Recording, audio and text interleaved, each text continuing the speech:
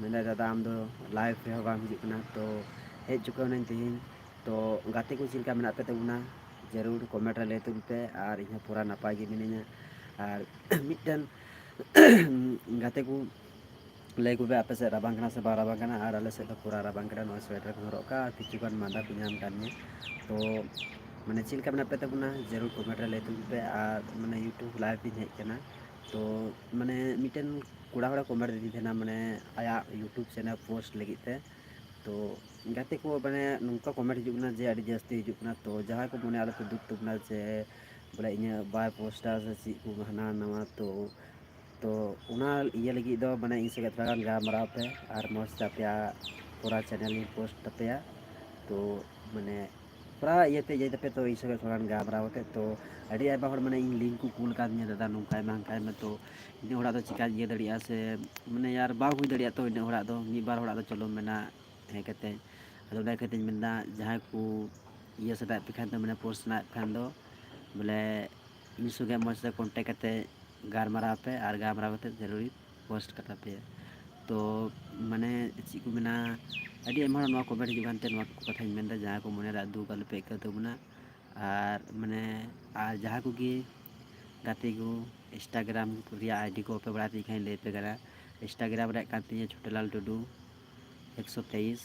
तो जरूर उंडा चलाव कते फॉलोइंग तबन पे और फेसबुक रे कान तिया राहुल टुडू nyutum ते मिटन पेज मिना तो उन्हें हो मैंने फॉलो कर तबन पे तो बस और आपे को लगी नुका के मौज मौज कॉमेडी वीडियो आगुते तेना और गाते को जतो रे खन रस्क खबर दो अबू वा नुआ यूट्यूब रे जहाँ दो 9000 सब्सक्राइबर को खुलना तो इसे खन जतो को अड़ी thank you so much in अंतर मने खन जे उन प्यार सपोर्ट पे एमादिया जे आपुरे 9000 सब्सक्राइबर को खुलना तो बस इन को मेना जे नुका की सपोर्ट तबन पे जेमन लहा से नुका की सपोर्ट दी तबन पे जेमन लहा से और नुका कंटिन्यू मजते पे सपोर्ट तबन और गाते को जहाँ को पे सब्सक्राइब कर सब्सक्राइब पे और जो को लगी मिटन 10,000 सब्सक्राइब जहाँ ते खुल तो इन मिटन इसे को ऑफर तहन कना बोले ऑफर तहन कना जहाँ से 10,000 को खुला इसे एखन तो उना दो अगले वीडियो रे लay पे मने को आलो पे दुका तो तीन कटी परंग लाइव रे हेलना तो जहाँ को कुकली रिया में कुकली पे और मैं पेमेंट के लिखा तो ठीक है गाते को जहाँ को कटी कटी कथा ते मने आलो पे दुका और ठीक है जहाँ को पे सब्सक्राइब करा सब्सक्राइब पे और अड़ी मज कॉमेडी वीडियो अगुया तो मैंने यार और जहाँ भी कमेंट या मैंने रिप्लाई बी एम लगी हाँ आलो पे आसकी तो और नुआ लगी ते माने ची को मेना नुआ लगी ते एक स्पेशल जहाँ दो कमेंट रिया मैंने रिप्लाई वीडियो अगुया तो लगन गी तो मने आलो पे आसकीता और आलो पे दुका और जहाँ को गाते को आपे सब्सक्राइब खान प्लीज़ यार सब्सक्राइब पे मेहनत दें और आपे सपोर्ट लगी मैंने आपे खुशी रस्क लगी जो लकान मैंने वीडियो अगू पे रस्क चुपियाँ खुशी चुपियाँ तो नुआरे जहाँ को दुख आलो पे आइकाव तबना से चीज मेना इनागी और जरूर कमेंट दो कमेंट तबन पे लाइक तबन पे लाइव रे तो इनागिन मेना और अड़ी मज सपोर्ट थे कना प्यार थे कना और मैंने नुका लेकाते मैंने 9000 सब्सक्राइबर या मैंने यार अड़ी इहो अड़ी मैंने हुदिस दे से गुणन कना अड़ी ये इनकेदा तो बस आपे प्यार सपोर्ट दिगे नुआ जिनिस दो हुई कना नुका के कंटिन्यू मैंने प्यार मैंने सपोर्ट में तबन पे जेमन लहा से इन चला तबुल से बोले आपे को नियत गी यार तो इन मैंने अड़ी दिन को सपना थे तीन बांगमा इन इन दिन 10,000 सब्सक्राइबर कुलाव को तो बस अबुरेन हो सब्सक्राइब तबन पे लगन गी जेमन 10,000 को कुला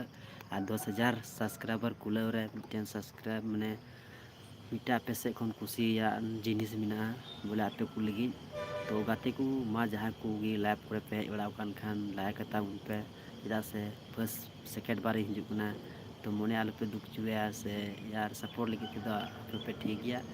तो बस वीडियो को चिका पे एक जरूर कमेंट दो लय पे और तीन दो किछु कटी परा लाइव रे हेलना तो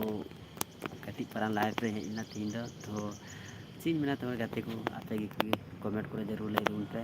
तो ठीक है गाते को और नुका गी कटी कटी कॉमेडी वीडियो कते रस्क चुपे तबुना और कमेंट तो जहाँ को प्लीज़ यार आपे सब्सक्राइब पे